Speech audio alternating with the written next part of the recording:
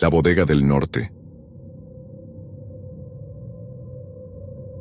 Recuerdo aquellos días como si fueran ayer, aunque desearía olvidarlos. Era el año 2015, y yo, como muchos otros, había caído en las redes del narco. No lo justifico, pero era eso, o morir de hambre en un rincón olvidado del país. Trabajaba para un cártel en el norte, en una bodega apartada, donde se almacenaba todo lo que no debía ver la luz del día. Armas, dinero, droga y eventualmente algo mucho peor. La bodega estaba ubicada en las afueras de un pueblo polvoriento, rodeada de cerros que parecían vigilarla en silencio. Era un lugar frío y húmedo, incluso en el calor abrasador del desierto. Había algo en su atmósfera que hacía que la piel se erizara, una sensación que al principio atribuía al peligro constante. Sin embargo, pronto aprendí que el peligro no siempre venía de los vivos. Todo comenzó con cosas pequeñas.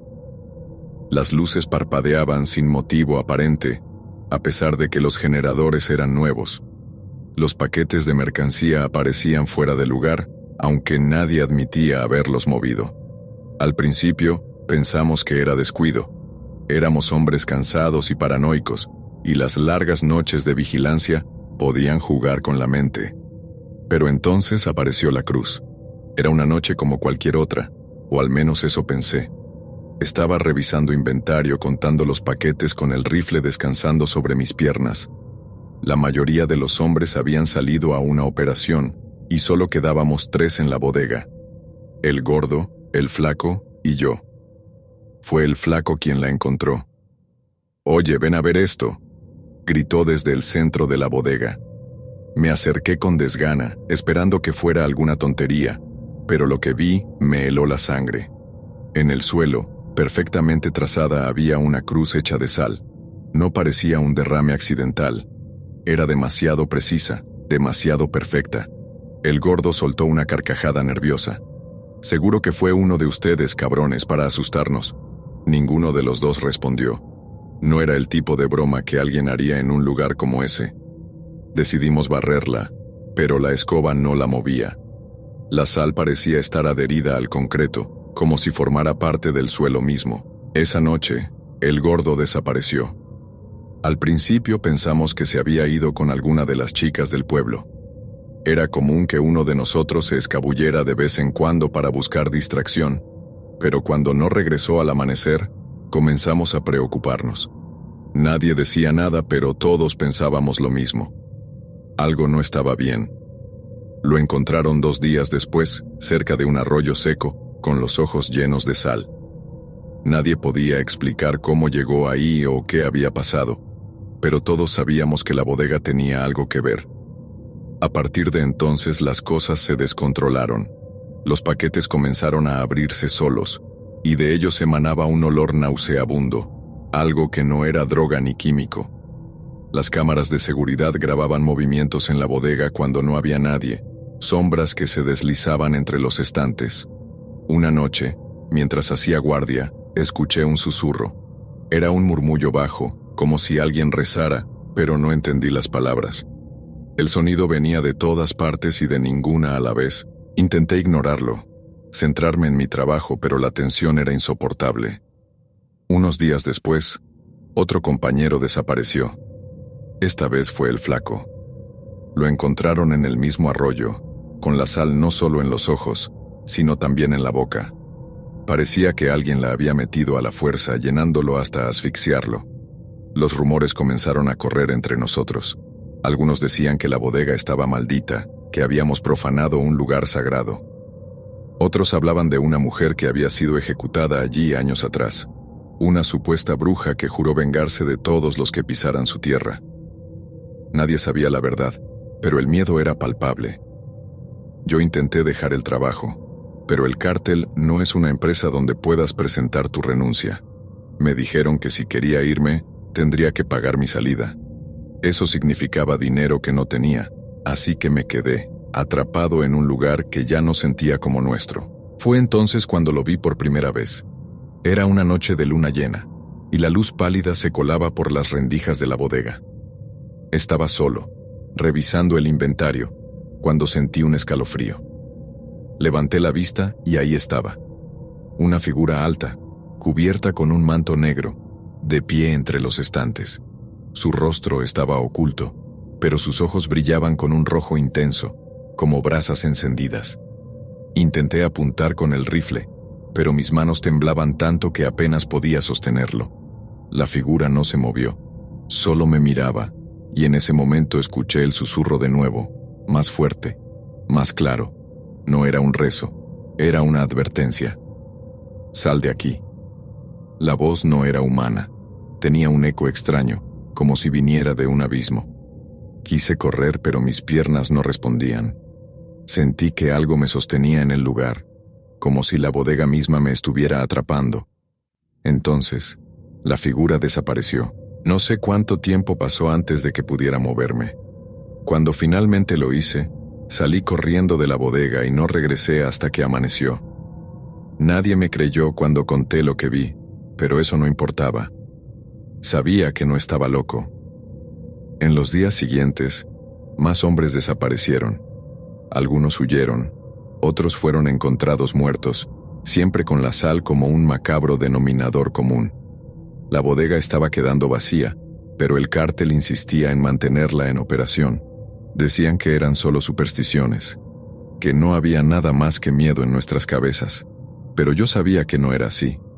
Una noche tomé una decisión. Si no podía irme, al menos intentaría descubrir qué estaba pasando. Esperé a que todos se fueran y me quedé en la bodega, armado con un machete y una linterna.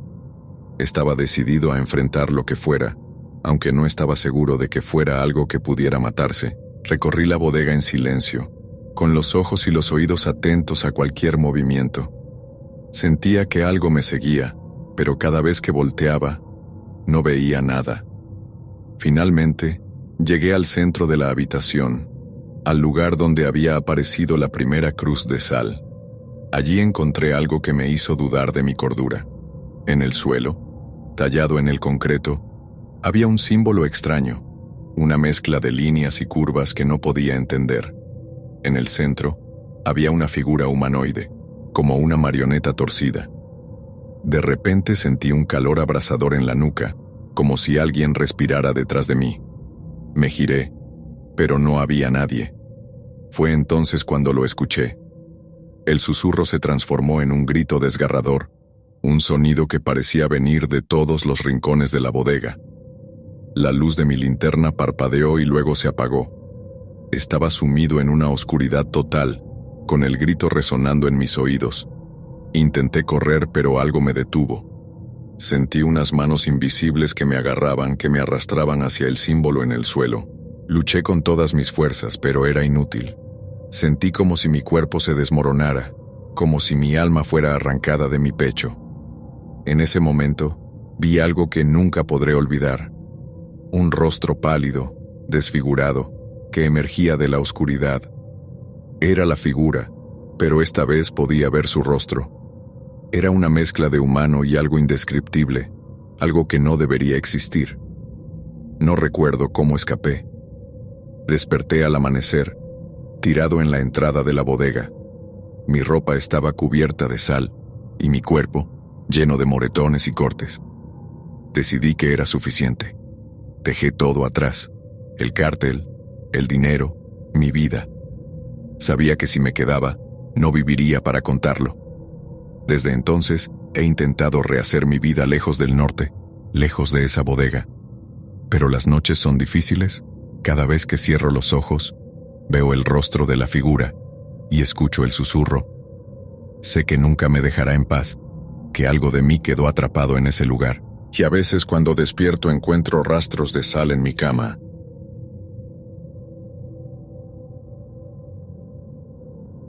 El camino de la Tierra Negra. Mi nombre es Jorge. No voy a decirte mi apellido ni de dónde vengo porque ya no importa. Si estás leyendo esto, probablemente te hayan contado historias como la mía. Quizás las hayas descartado como cuentos de borrachos, inventos para asustar a los incautos. Pero te aseguro que todo lo que te voy a narrar es real. Y si tienes un poco de sentido común, te mantendrás lejos de estas carreteras, lejos de estas historias. Hace unos años, trabajaba como chofer para un cártel. Nada glamuroso, nada heroico, solo un hombre que conducía camiones cargados con mercancía que no debía ser vista por nadie. En mi línea de trabajo, aprendías rápido a no hacer preguntas. Sabías que lo que transportabas podía ser droga, armas o incluso personas, pero mientras cumplieras con el encargo, nadie te molestaba. Al menos, eso era lo que pensaba. Esa noche me asignaron un trabajo especial. El jefe de la operación me dio las instrucciones en persona, lo cual era inusual. Me dijeron que recogiera un cargamento en una bodega en las afueras de la ciudad y lo llevara a un rancho al norte, cruzando varios caminos rurales. El pago era generoso, más de lo que solían darme, y eso ya era una señal de alerta. Pero el dinero siempre habla más fuerte que el instinto, y acepté. Llegué a la bodega a eso de las 2 de la madrugada. Era un lugar viejo y destartalado, con las paredes cubiertas de grafiti y el aire impregnado de humedad. Había 2 hombres esperando afuera, ambos armados. Me indicaron que entrara el camión mientras ellos cerraban la entrada tras de mí. En el interior, la única luz venía de un par de focos colgantes que apenas iluminaban las cajas apiladas en el centro. Las cajas eran grandes, de madera gruesa y clavadas con fuerza. No tenían marcas, ni etiquetas, nada que indicara su contenido. Solo estaban ahí, pesadas y silenciosas, como si hubieran esperado toda su existencia para ese momento. «Carga y vete de inmediato», dijo uno de los hombres, su voz tan áspera como el ambiente. No pregunté nada. Con ayuda de un montacargas, subí las cajas al camión. Había 4 en total. Pesaban como si estuvieran llenas de cemento o piedra, pero no hacía ruido cuando las movía. En cuanto terminé, me indicaron que saliera sin mirar atrás. La puerta de la bodega se cerró antes de que pudiera siquiera arrancar. El primer tramo del camino fue tranquilo. Conducía por una carretera vacía, rodeada de cerros y árboles que se mecían bajo el viento nocturno. A pesar de la calma, no podía sacudirme la sensación de incomodidad. Había algo en esas cajas que me perturbaba, algo que parecía absorber la luz de la luna, que hacía que la cabina del camión se sintiera más fría de lo normal. Fue entonces cuando escuché el primer golpe. Era un sonido seco, como si alguien hubiera golpeado el interior de una de las cajas con el puño cerrado. Pensé que había imaginado cosas, que el cansancio estaba jugando con mi mente. Pero entonces, otro golpe resonó, esta vez más fuerte, más insistente. Bajé el volumen de la música para escuchar mejor, y efectivamente, el ruido venía de la parte trasera. Me detuve al costado de la carretera, mi corazón latiendo con fuerza. Bajé del camión con una linterna y caminé hacia la caja de carga. No sabía qué esperaba encontrar, pero algo en mí quería asegurarse de que las cajas estaban intactas. Sin embargo, cuando abrí la puerta trasera, todo estaba en orden. Las cajas seguían en su lugar, cerradas y clavadas como las había dejado. Volví a la cabina, pero el ruido continuó. Era como si algo se moviera dentro, algo que intentaba salir. Tragué saliva y me convencí de que no debía abrirlas. No era mi trabajo saber lo que había dentro. Mi única tarea era llevarlas al destino. Pero mientras avanzaba por el camino, los golpes se hicieron más frecuentes, más violentos. Sentía las vibraciones en el volante, como si las cajas estuvieran vivas. En un momento, un golpe particularmente fuerte hizo que el camión se tambaleara. Fue entonces cuando escuché algo que me heló la sangre. Un susurro. Era bajo, apenas audible, pero venía del interior de las cajas. No eran palabras claras, más bien un murmullo incesante, como un lamento. Apreté el volante con fuerza, intentando concentrarme en la carretera, pero el sonido no desaparecía. Pasé por un pequeño pueblo en ruinas, uno de esos lugares que parecen haber sido abandonados hace décadas. Las casas estaban a oscuras y las calles vacías. Fue allí donde ocurrió lo más extraño. De reojo, vi algo moverse entre las sombras. Parecía una figura humana, pero demasiado alta, demasiado delgada. Solo fue un destello, un instante, pero sentí su presencia, como si me estuviera observando. Aceleré, dejando el pueblo atrás, pero el ambiente se sentía más pesado.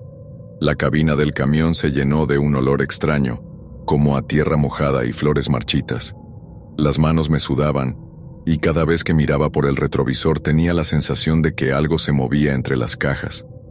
Intentaba no mirar, no pensar, pero era imposible ignorar la sensación de que no estaba solo. Finalmente llegué al rancho. Era un lugar apartado, rodeado de árboles y silencio. No había luces, solo la tenue claridad de la luna iluminando un viejo caserón en ruinas. Un hombre salió a recibirme. Era alto, con el rostro oculto bajo un sombrero y un pañuelo que le cubría la boca. No dijo nada, solo me indicó que abriera la caja trasera del camión. Cuando lo hice, lo vi. Las cajas estaban abiertas, sus tapas hechas pedazos, y dentro de ellas no había nada más que tierra. Tierra fresca, húmeda, como si acabara de ser excavada de una tumba. El hombre no pareció sorprendido. Se acercó, metió las manos en una de las cajas y dejó que la tierra se deslizara entre sus dedos. «Todo en orden», dijo finalmente, con una voz baja y áspera. Quise preguntarle qué significaba todo eso, pero las palabras se atoraron en mi garganta. Algo en su presencia me impedía hablar, como si el aire a su alrededor fuera más pesado.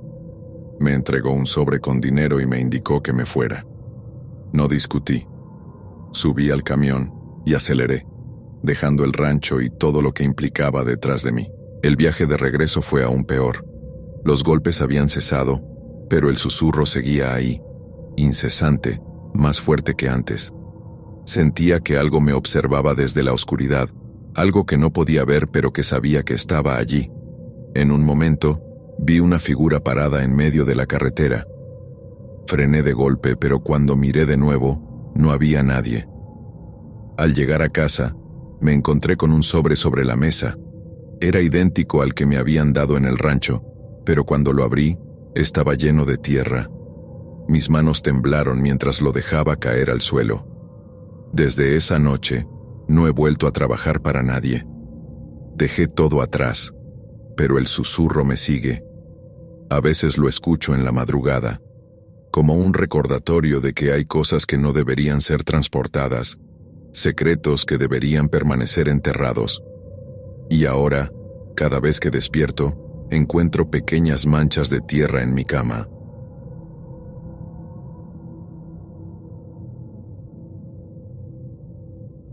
El hombre de negro.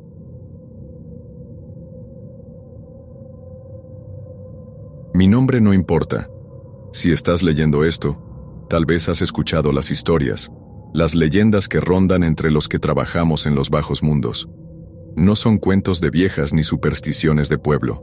Son advertencias. Y aunque nadie las cree, quienes las vivimos sabemos que son reales. Era el año 2013. Yo era escolta de un líder importante, un hombre al que llamaré simplemente el patrón. En aquellos días, mis compañeros y yo éramos su sombra, siempre armados, siempre alertas. Vivíamos con un ojo en la carretera y el otro en el horizonte, esperando la bala que todos sabíamos que llegaría tarde o temprano. Esa noche teníamos que cruzar un puente, uno que conectaba dos pequeños pueblos en una zona montañosa del norte del país.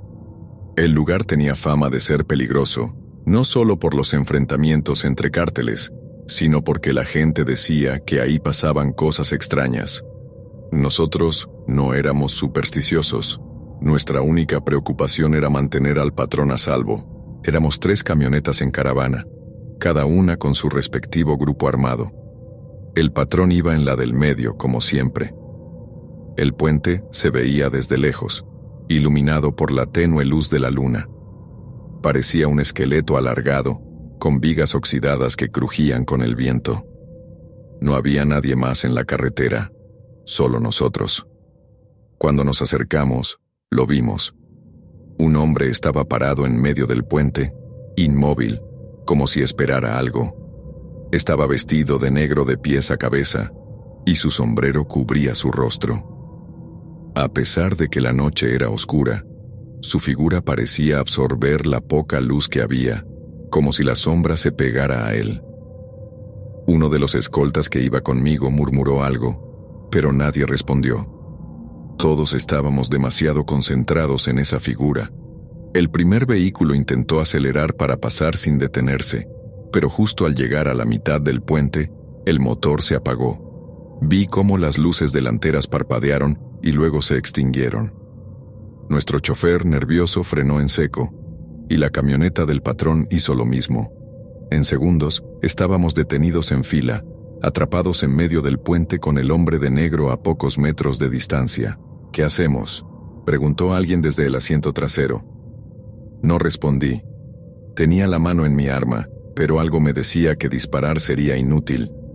Era un miedo irracional, uno que no venía de la lógica ni del entrenamiento. Era como si algo en mi interior supiera que estábamos enfrentando algo que no podíamos manejar. El hombre comenzó a caminar hacia nosotros. No corría ni mostraba prisa. Sus pasos eran lentos, pero resonaban en el aire, como si estuviera pisando metal en lugar de asfalto. A cada paso que daba, sentía un nudo más apretado en el estómago. Miré hacia el patrón, esperando que diera alguna orden, pero él también estaba petrificado. Sus manos temblaban, y su rostro, siempre frío y calculador, estaba pálido. El hombre de negro llegó hasta la primera camioneta y se detuvo frente al cofre. Durante unos segundos no hizo nada, solo se quedó ahí, mirándonos. Entonces levantó la cabeza, y lo vi. Sus ojos eran rojos, como brasas encendidas, y brillaban en la oscuridad. Su sonrisa era amplia, antinatural, como si su rostro no pudiera contenerla. No tenía arrugas ni expresiones que indicaran humanidad, solo esos ojos ardientes y esa sonrisa infinita. El escolta que iba en la primera camioneta salió del vehículo con el arma en la mano. No sé qué pensaba hacer, pero antes de que pudiera disparar, el hombre de negro levantó una mano. No hizo ningún gesto, no dijo ninguna palabra, solo levantó la mano, y el escolta cayó al suelo, sin vida. Sus compañeros gritaron, pero no se movieron. Yo tampoco podía. Era como si el aire se hubiera vuelto pesado, como si algo nos hubiera encadenado al lugar. Miré por el retrovisor y lo vi. El hombre ya no estaba frente a la primera camioneta. Ahora estaba detrás de nosotros, de pie, sonriendo. No sé cómo llegó ahí. No escuché pasos. No sentí movimiento. Solo estaba ahí, como si siempre hubiera estado. Los radios comenzaron a fallar, emitiendo un ruido blanco que hacía que los oídos dolieran. Uno de los escoltas intentó llamar al cuartel, pero no había señal. En ese momento, el motor de nuestra camioneta también se apagó. Todo estaba en silencio, excepto por el zumbido en los radios y nuestra respiración entrecortada. El patrón, que siempre había sido el hombre más valiente que conocía, comenzó a murmurar una oración. Nunca lo había visto rezar antes, pero ahí estaba, con las manos juntas como si eso pudiera salvarnos. Yo no podía quitar la vista del espejo retrovisor. El hombre seguía ahí, mirándonos, como si disfrutara de nuestro miedo. Entonces escuché los golpes. Venían de las otras camionetas, golpes fuertes, como si algo las estuviera sacudiendo desde dentro. Vi cómo los vehículos se balanceaban, como si algo invisible los estuviera atacando. Los gritos comenzaron a llenar el aire, y luego, silencio. Quise salir corriendo, pero mis piernas no respondían. El patrón me agarró del brazo y me susurró que lo sacara de ahí, pero no sabía cómo. Intenté encender el motor, pero no funcionó. Miré hacia atrás una vez más, y el hombre de negro ya no estaba. El puente comenzó a crujir, como si algo lo estuviera desmoronando desde las entrañas. Sentí que el suelo bajo nosotros vibraba, y el miedo me paralizó aún más. Los gritos de los escoltas en las otras camionetas eran ahora gemidos, como si algo les estuviera arrancando la vida lentamente. De repente, el motor volvió a encenderse. Sin pensarlo, aceleré. Las llantas chirriaron contra el pavimento. y la camioneta se lanzó hacia adelante. Miré por el retrovisor y vi cómo las otras dos camionetas se quedaban atrás, inmóviles, mientras el puente parecía colapsar sobre ellas. Por un momento, pensé que habíamos escapado, pero no era así. A unos metros de llegar al otro lado del puente, lo vi de nuevo. El hombre de negro estaba parado en el borde esperándonos. Esta vez, su sonrisa era más amplia, y sus ojos brillaban con una intensidad que parecía quemar la noche misma. Frené en seco, incapaz de seguir. El patrón me gritaba que avanzara, pero no podía. Algo en mi interior me decía que si cruzábamos, no viviríamos para contarlo. El hombre dio un paso hacia nosotros, luego otro, y entonces simplemente desapareció. El resto del camino fue un borrón. No recuerdo cómo llegamos a nuestro destino ni qué pasó después. Lo único que sé es que, al día siguiente, las otras dos camionetas fueron encontradas vacías. No había rastros de los escoltas ni del equipo que llevaban. Solo las camionetas, cubiertas de ceniza y con las puertas abiertas. El patrón nunca volvió a hablar de esa noche. Poco después, dejó el negocio y desapareció. Yo hice lo mismo. Desde entonces, he intentado llevar una vida normal, lejos de las carreteras, lejos de los puentes. Pero las noches son difíciles. A veces, cuando cierro los ojos, veo esos ojos rojos y esa sonrisa, y escucho el crujir del puente bajo nuestros pies. Hay cosas en este mundo que no pertenecen a nuestra realidad. Cosas que no deberían ser vistas ni enfrentadas. Y te lo digo como alguien que estuvo ahí. Si alguna vez ves a un hombre de negro parado en tu camino, no te detengas. No mires atrás. Solo corre y reza porque nunca te alcance.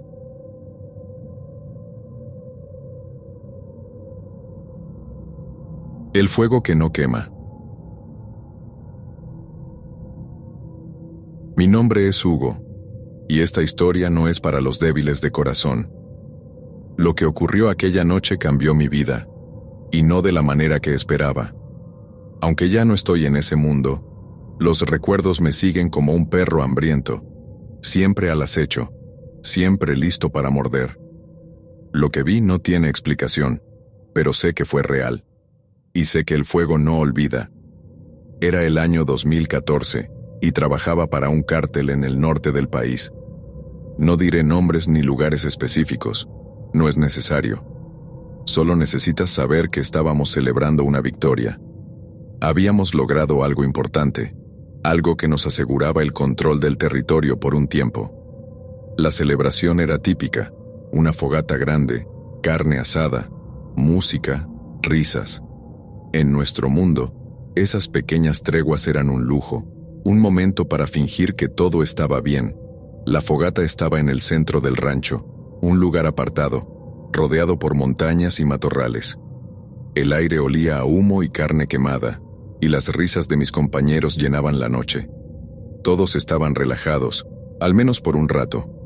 Entre nosotros estaba un hombre al que llamábamos el Flaco. Era un tipo callado, siempre observando, siempre con una mirada que parecía ver más allá de lo que tenías frente a ti. Fue el Flaco quien lo notó primero.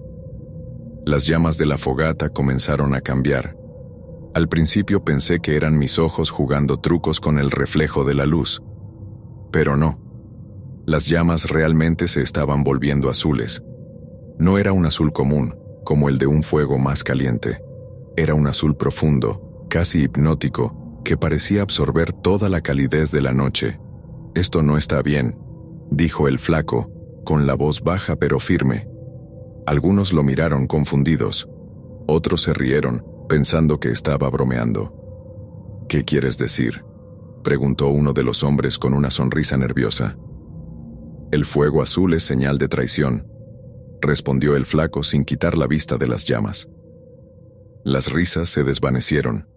Nadie quería admitirlo, pero sus palabras nos calaron.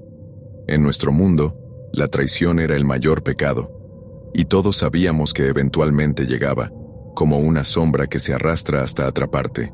«Deja de decir tonterías», le dijo el Puma, nuestro líder en ese momento. «Es solo el viento o algo en la madera». El flaco no respondió. Solo siguió mirando las llamas, como si estuviera esperando que algo saliera de ellas. La noche continuó, pero el ambiente había cambiado.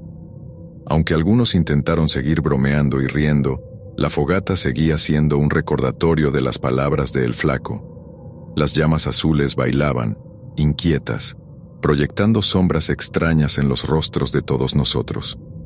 Fue cerca de la medianoche cuando ocurrió. El flaco estaba sentado al borde de la fogata, observando en silencio cuando comenzó a toser. Al principio, nadie le prestó atención. Pensamos que era el humo o el frío, pero la tos se hizo más violenta, y pronto estaba doblado sobre sí mismo, con las manos en el pecho. «¿Estás bien?», preguntó alguien, pero no hubo respuesta. Antes de que pudiéramos reaccionar, el flaco comenzó a convulsionar. Su cuerpo se retorcía como si algo invisible lo estuviera desgarrando desde dentro. Sus ojos estaban abiertos de par en par, llenos de terror, y su boca se movía como si intentara gritar, pero no salía ningún sonido. Intentamos ayudarlo, sujetarlo, pero era inútil. Su cuerpo estaba rígido y caliente, como si estuviera ardiendo por dentro. Y entonces, ocurrió algo que jamás olvidaré. Las llamas de la fogata se elevaron, creciendo de forma antinatural, y el azul se intensificó. En ese momento, juraría que vi algo dentro del fuego. Una figura oscura, alta, con ojos rojos que brillaban como brasas. El flaco se detuvo de repente, su cuerpo cayendo al suelo como un muñeco de trapo. Estaba muerto. No había señales de heridas, ni sangre, ni nada que explicara lo que acababa de ocurrir. Solo esa expresión en su rostro, esa mueca de puro terror que parecía gritar aunque sus labios estuvieran cerrados. Nadie durmió esa noche. Nos quedamos junto a la fogata observando cómo las llamas finalmente volvían a su color normal. Nadie dijo nada, pero todos sabíamos que lo que había pasado no era natural. Cuando amaneció, enterramos a el flaco en un rincón del rancho, sin ceremonias, sin palabras. Era mejor no llamar más la atención de lo que fuera que habitaba en ese lugar. El rancho nunca volvió a ser el mismo. Las celebraciones cesaron, y nadie se atrevía a encender una fogata cerca de ese sitio. Pero lo peor no era el silencio, sino lo que vino después. Algunos de los hombres comenzaron a desaparecer. Primero uno, luego otro. Siempre de noche. Siempre en circunstancias extrañas. Y en cada ocasión, alguien decía haber visto las llamas azules antes de que ocurriera. Pronto, el rancho fue abandonado. Nadie quería quedarse cerca de ese lugar, ni siquiera los más valientes. Yo dejé el negocio poco después. Me mudé lejos a un lugar donde esperaba poder olvidar. Pero incluso aquí, en la seguridad de mi casa, no puedo escapar. A veces, en las noches más oscuras, juro que veo un destello azul en la distancia y siento que algo me observa. El fuego no quema, pero tampoco olvida. Y aunque trate de convencerme de que fue solo una coincidencia, sé en lo más profundo de mi ser que algún día volverá por mí.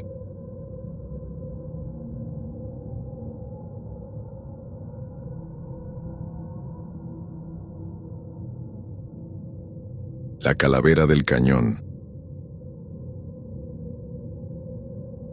Mi nombre es Enrique, pero dudo que eso importe ahora. Lo que voy a contarte no es una historia para asustar niños ni un invento para entretenerte en una noche de borrachera. Es la verdad, una que he intentado enterrar junto con todo lo demás. Pero la verdad tiene una manera extraña de perseguirte, como lo hace un eco que nunca desaparece. Y esta verdad no se puede silenciar. En 2014, trabajaba para un cártel en el norte del país. Mi tarea era sencilla: vigilar los puntos de reunión, mantener las cosas en orden y asegurarme de que nadie indeseado se acercara. Uno de esos lugares era un rancho escondido en un cañón, un lugar que parecía ideal para ocultarse del mundo. Rodeado de cerros y cubierto de un silencio que solo interrumpían los coyotes, El rancho era perfecto para reuniones y para almacenar lo que no debía ser visto por ojos curiosos. El día que todo comenzó, estábamos limpiando un área del rancho que no habíamos usado en años. Había basura, escombros y montones de tierra que alguien había removido en el pasado. Nuestro jefe, al que llamaré el Gavilán, quería que dejáramos el lugar impecable para una reunión importante. Era un hombre severo, y cuando daba una orden, la cumplías o pagabas las consecuencias. Fue uno de los nuevos, un muchacho joven, al que todos llamaban el Güero, quien encontró la calavera. Estaba enterrada a poca profundidad, rodeada por velas negras que habían sido consumidas hasta la base. La calavera estaba limpia, demasiado limpia, como si alguien la hubiera blanqueado a propósito. Tenía marcas extrañas talladas en la frente, símbolos que ninguno de nosotros pudo entender. El Gavilán, al ver aquello, soltó una carcajada forzada. «Tiren esa mierda al río», ordenó, con una nota de desprecio en la voz. Nadie discutió. 2 de los hombres llevaron la calavera hasta un arroyo que corría cerca del rancho y la lanzaron al agua. Los vimos regresar con una expresión incómoda, pero nadie les preguntó nada. En nuestro negocio, aprendías rápido a no preguntar. Esa noche, mientras todos nos reuníamos alrededor de una fogata improvisada, las cosas comenzaron a ponerse extrañas. Al principio, fueron sonidos, risas suaves y lejanas que parecían venir de las paredes del rancho. Pensamos que era el eco de algún animal o el viento jugando con nuestras mentes, pero las risas continuaron. A medida que avanzaba la noche, se hicieron más fuertes, más cercanas. Algunos juraron escuchar sus nombres entremezclados con las carcajadas. El ambiente cambió. El aire, que antes era fresco, se volvió pesado, como si algo invisible estuviera presionándonos. Uno de los hombres, apodado el Toro, intentó calmar los ánimos. «Son solo nervios, cabrones. Relájense». Pero su voz traicionó el miedo que todos sentíamos. Cuando la fogata comenzó a apagarse, las cosas empeoraron. Las luces de las linternas parpadeaban, y en la oscuridad podíamos ver sombras que no deberían estar allí. Formas que se movían entre los árboles, demasiado grandes para ser animales, demasiado rápidas para ser personas. Cada vez que intentábamos iluminar alguna de ellas, desaparecían. Cerca de la medianoche, un grito nos hizo a todos levantarnos. Venía de uno de los cuartos del rancho. Corrimos hacia allí con las armas en mano, pero lo que encontramos nos dejó helados. El Güero estaba en el suelo, con las manos cubriendo su rostro. Murmuraba algo que no podíamos entender, palabras entrecortadas que parecían más un rezo que otra cosa. «¿Qué viste?», le gritó el Gavilán sacudiéndolo. El muchacho no respondió. Solo señaló hacia la ventana, pero cuando miramos, no había nada. Después de eso, no volvió a hablar. Se quedó sentado en un rincón, meciéndose como un niño asustado. No pude dormir esa noche. Cada vez que cerraba los ojos escuchaba las risas, más cercanas, más burlonas. A veces, incluso sentía un aliento frío en la nuca, pero cuando volteaba, no había nadie. Otros compañeros tampoco pudieron descansar. Nos encontrábamos en el patio, fumando y mirando al cielo, fingiendo que todo estaba bien. A la mañana siguiente, lo encontramos. El Toro estaba colgado del árbol más alto del rancho. Su cuerpo se balanceaba suavemente con la brisa, y sus ojos estaban abiertos, mirando fijamente hacia el cañón. Al acercarnos, vimos algo que nunca podré olvidar.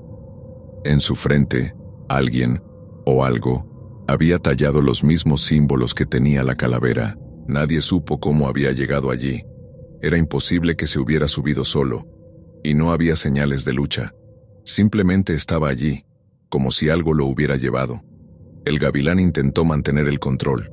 Ordenó que bajáramos el cuerpo y lo enterráramos lejos del rancho. Pero mientras cavábamos la tumba, las risas regresaron. Esta vez, eran diferentes. No venían de las paredes ni de los árboles. Venían de la tierra. Podíamos sentirlas vibrar bajo nuestros pies, burlándose de nosotros. Esa fue la última noche que pasamos en el rancho. Intentamos irnos al caer la tarde, pero los vehículos no encendían. Los motores, nuevos y bien cuidados, estaban muertos. La oscuridad cayó rápidamente, y con ella vinieron las sombras. Se acercaban más y más, rodeándonos, observándonos. Algunos intentaron correr hacia el camino principal, pero no regresaron. Yo me quedé cerca de la fogata, con el arma en mano, esperando que algo, cualquier cosa, se manifestara. Fue entonces cuando lo vi. Una figura emergió de las sombras, alta y delgada, con la calavera que habíamos arrojado al río en sus manos. No caminaba, flotaba, deslizándose hacia nosotros con una gracia imposible. Sus ojos brillaban con un fuego azul, y aunque no tenía labios, podía sentir su sonrisa, una burla eterna que helaba la sangre. No recuerdo mucho después de eso. Desperté al amanecer, solo, con la tierra húmeda pegada a mi ropa. El rancho estaba vacío, las camionetas desaparecidas. No había señales de mis compañeros ni de lo que había ocurrido esa noche. Desde entonces, he intentado olvidar. Dejé el negocio, me mudé lejos, pero el recuerdo sigue ahí. A veces, en las noches más silenciosas, escucho risas que no deberían estar, y sé que, aunque huí de ese rancho, nunca podré escapar de lo que vivimos, porque algunas cosas no son solo supersticiones. Algunas cosas están destinadas a permanecer, esperando que alguien más desentierre sus secretos.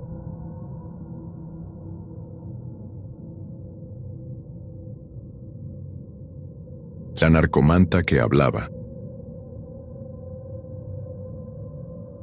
Era el año 2017 cuando pasó aquello. Una noche que, aunque quisiera, no puedo olvidar. Trabajaba para un cártel en el norte del país, el tipo de trabajo que nunca buscas, pero que te encuentras si estás en el lugar equivocado. Lo que ocurrió esa madrugada me cambió para siempre. No sé si escribo esto para advertirte o para liberarme de lo que llevo encima, pero necesito que lo sepas. Esa noche recibimos órdenes de colocar una narcomanta en una carretera solitaria, un mensaje para nuestros rivales. Yo era uno de los encargados de la operación, junto con 2 compañeros, el mudo y el chino. Ambos eran hombres duros, curtidos por años de enfrentamientos y trabajos sucios. Yo era el más joven del grupo, el que siempre obedecía sin hacer preguntas.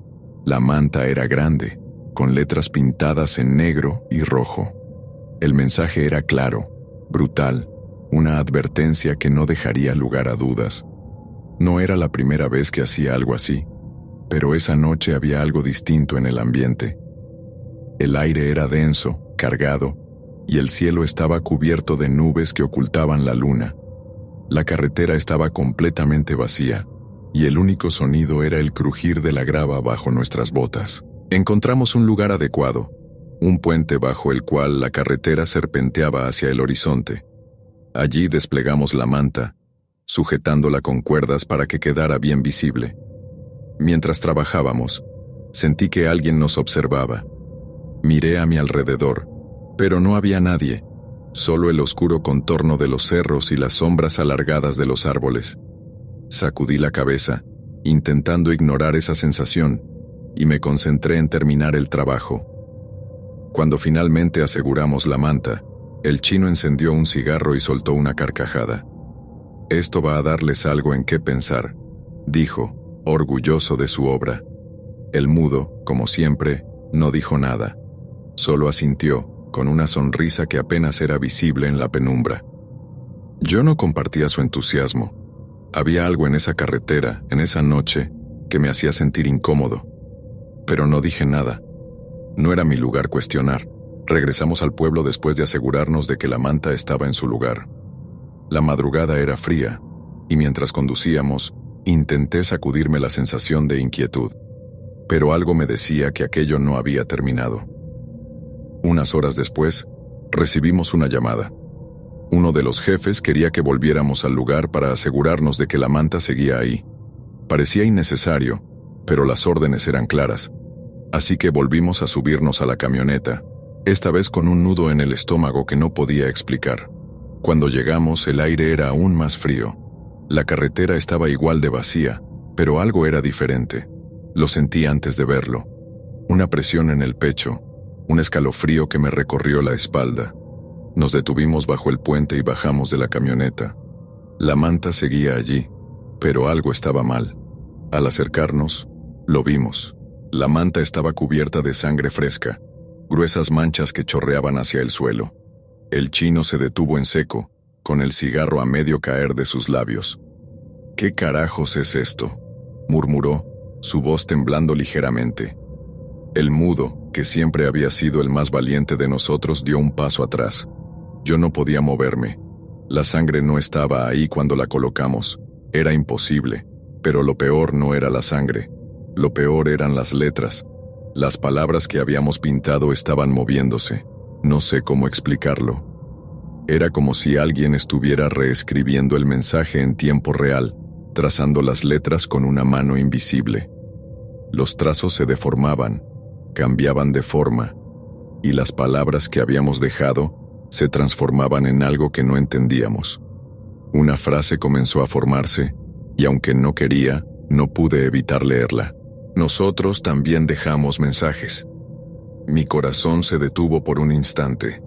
Sentí que la sangre se me helaba en las venas. El chino soltó un grito y dio un paso atrás, tropezando y cayendo al suelo. El mudo intentó cortar las cuerdas para quitar la manta, pero algo lo detuvo. Cuando tocó la tela, gritó de dolor y se apartó, sacudiendo la mano como si se hubiera quemado. En ese momento, el viento comenzó a soplar, pero no era un viento normal. Traía consigo un susurro, un murmullo que parecía venir de todas partes y de ninguna a la vez. Al principio no podía entender lo que decía, pero luego las palabras se hicieron claras.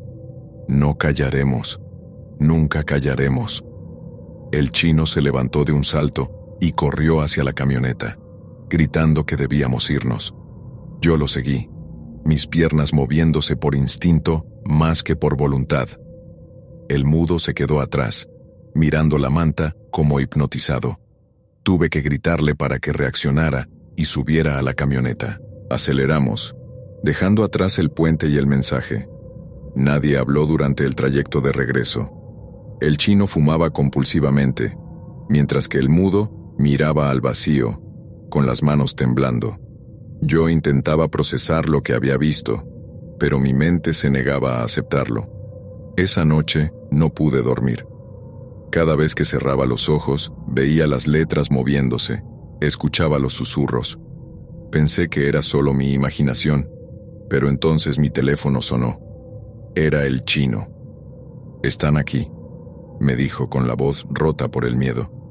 «¿Quiénes?», pregunté, pero la llamada se cortó. Fui a buscarlo al día siguiente, pero no estaba en su casa. Nadie lo había visto desde la noche anterior.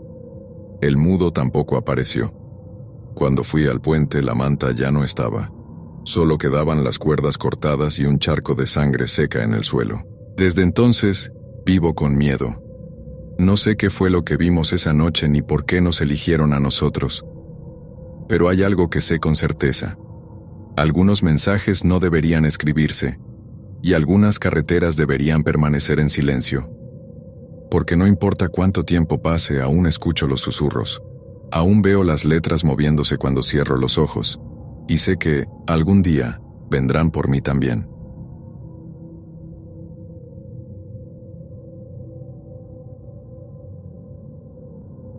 El narco y el encantamiento.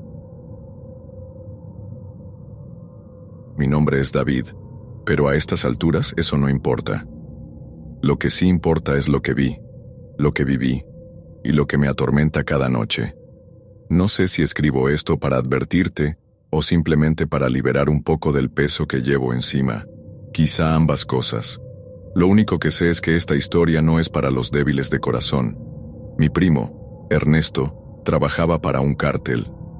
Era el tipo de hombre que siempre había sido más astuto que valiente, un sobreviviente nato en un mundo que te devora si muestras un segundo de debilidad. Cuando me contó sobre El Viejo, como le decían a su jefe.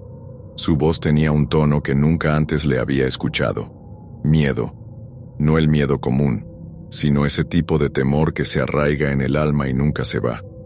«Ese hombre no es normal, David», me dijo una vez, con la mirada perdida mientras encendía un cigarro. Al principio pensé que hablaba en sentido figurado. Todos los jefes en ese negocio parecen invencibles, hombres hechos de hierro que no conocen el miedo ni el fracaso. Pero lo que Ernesto me contó iba más allá de eso. El viejo siempre llevaba un amuleto colgado del cuello. No era una cruz ni una medalla, nada que reconocieras como religioso. Era un objeto extraño, una figura tallada en un material oscuro que no pude identificar cuando Ernesto me lo describió.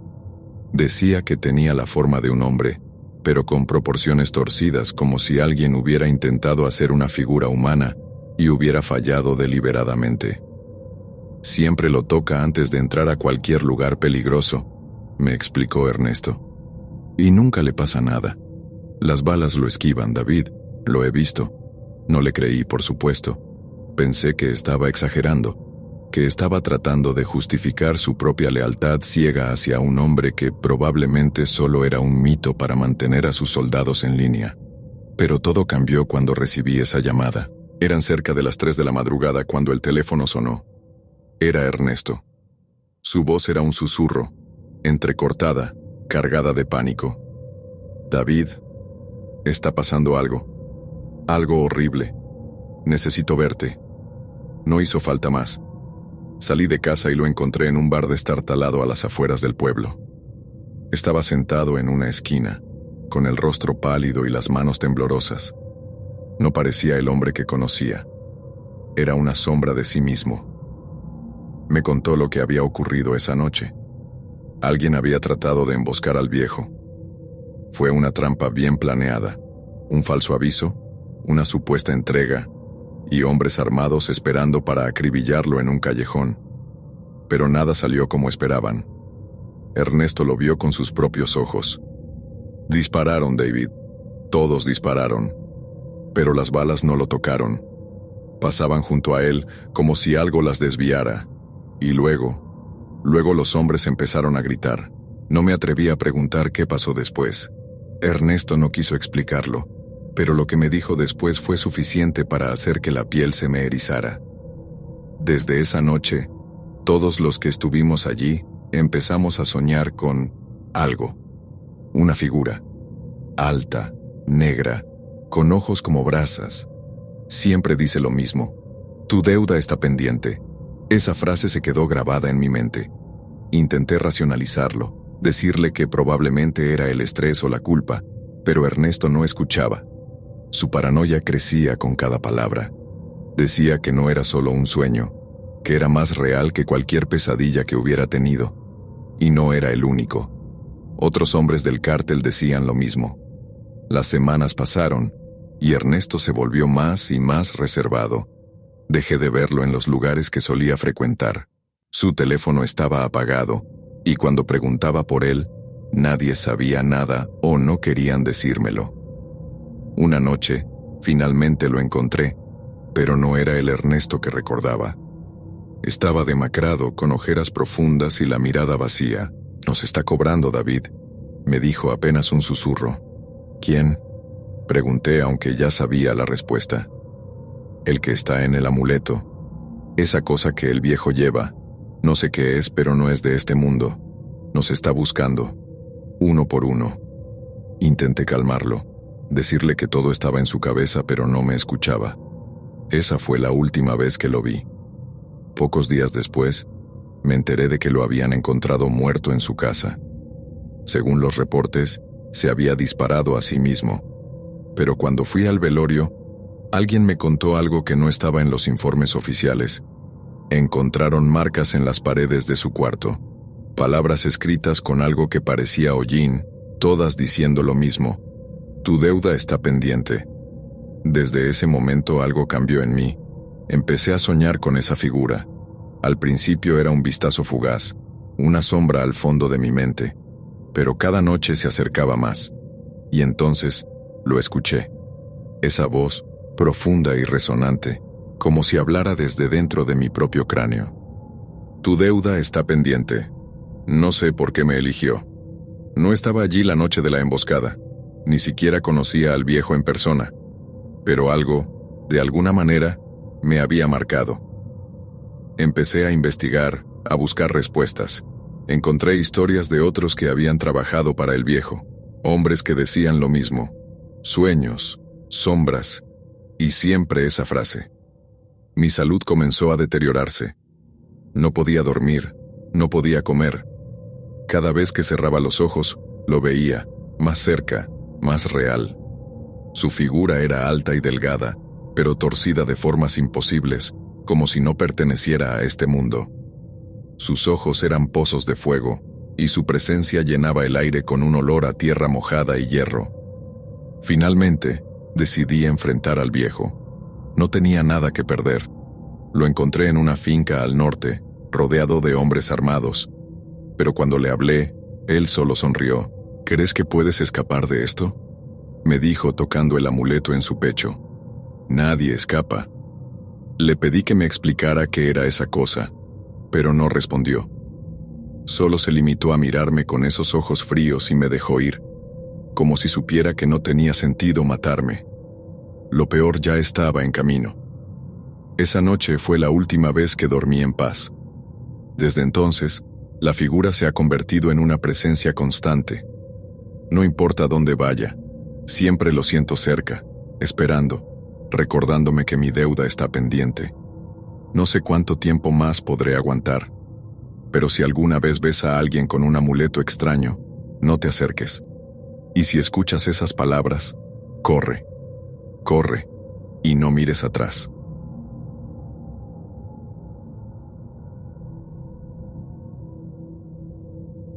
El sopilote blanco. Era el año 2015, y yo trabajaba para un cártel en el norte del país. No voy a adornar mi historia ni justificar lo que hacía. En ese mundo, o trabajas o te mueres. Punto. Nunca pensé que algo pudiera asustarme más que la violencia diaria, los enfrentamientos o las ejecuciones. Pero entonces, apareció el sopilote blanco. El jefe al que todos llamábamos el viejo, era un hombre cruel y supersticioso. Tenía reglas claras, y cualquiera que las rompiera pagaba con sangre. Una de esas noches nos ordenó ejecutar a un traidor. Se trataba de uno de nuestros propios hombres, alguien que había estado filtrando información a la policía. La sentencia fue rápida. Lo llevamos a un campo seco en las afueras del pueblo, un lugar tan desolado que incluso los coyotes lo evitaban. El viejo nos ordenó que dejáramos el cuerpo al aire libre, como advertencia. Quería que se convirtiera en un espectáculo para cualquiera que pasara por allí.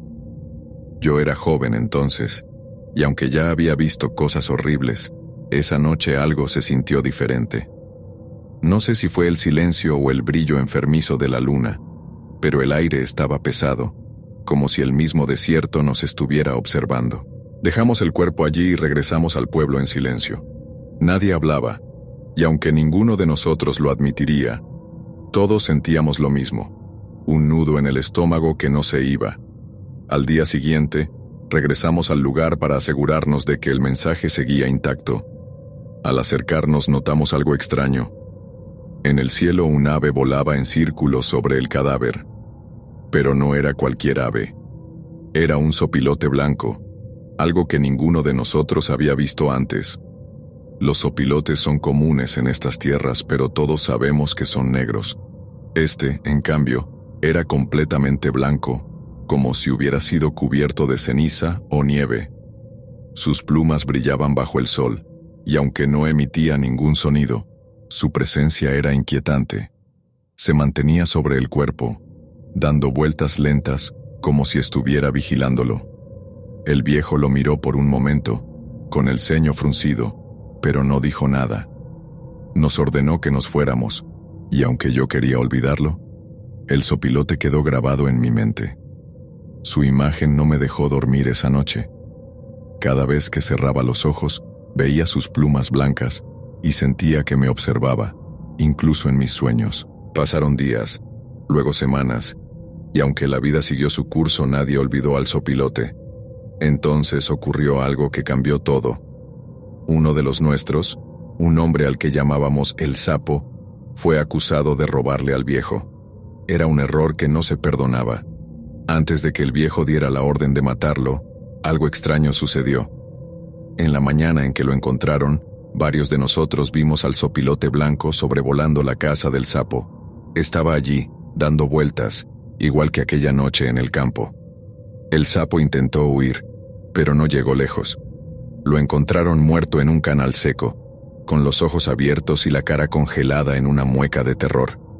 No tenía heridas visibles, pero su cuerpo estaba frío, como si hubiera estado allí por días, aunque lo habían visto con vida esa misma mañana. Desde ese momento, el sopilote blanco se convirtió en una señal de muerte. Cada vez que alguien traicionaba al viejo, el ave aparecía antes de que algo sucediera, siempre volando en círculos, siempre en silencio.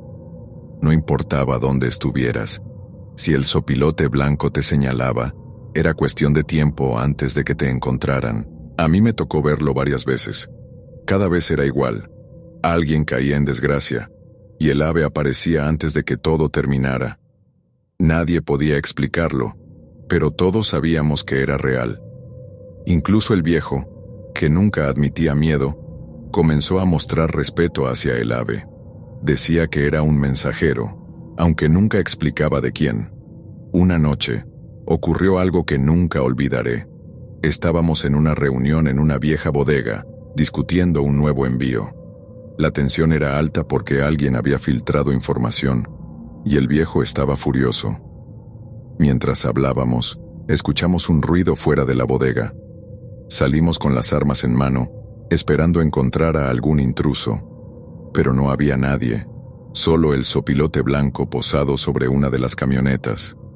Estaba allí, inmóvil, con los ojos oscuros mirándonos. Ninguno de nosotros se atrevió a disparar. Sabíamos que no tenía sentido.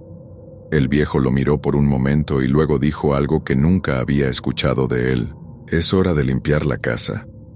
Esa noche murieron 2 hombres, ambos acusados de ser soplones, y el sopilote estuvo allí, volando sobre la bodega hasta que todo terminó. Después de eso, desapareció durante un tiempo, pero yo sabía que no se había ido para siempre. Mi turno llegó meses después. No traicioné al viejo, pero hice algo que él consideraba imperdonable. Cuestioné una de sus órdenes. Era algo pequeño, un detalle insignificante, pero en su mundo, eso era suficiente para sellar tu destino. Al principio no pensé mucho en ello.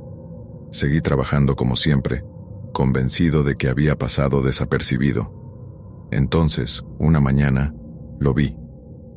El sopilote blanco estaba posado en un poste frente a mi casa. No volaba, no se movía. Solo me miraba, con esos ojos oscuros que parecían atravesarme. Mi corazón se detuvo. Sabía lo que significaba. Intenté huir, pero no hay lugar donde puedas esconderte de algo como eso. No voy a contar cómo escapé. Solo diré que no fue fácil y que no estoy orgulloso de lo que tuve que hacer. Ahora vivo lejos, en un lugar donde nadie me conoce, pero aún lo siento cerca. A veces, cuando salgo al patio por la noche, creo ver una sombra blanca cruzando el cielo. Y aunque me digo que es solo mi imaginación, sé que no lo es. El sopilote blanco no olvida, y algún día regresará.